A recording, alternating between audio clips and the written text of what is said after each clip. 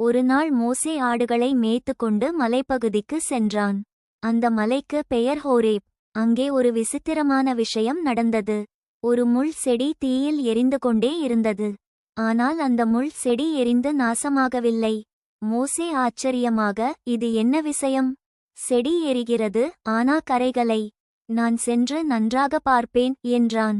அவன் அருகே சென்றதும் அந்த முள் செடியிலிருந்து கடவுளின் சத்தம் கேட்டது, மோசே, மோசே.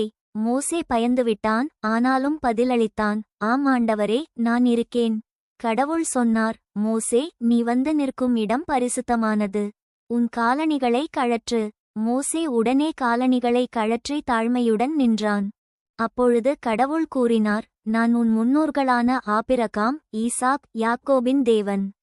நான் என் மக்களை எகிப்தில் அடிமையாக இருப்பதை பார்த்திருக்கிறேன்.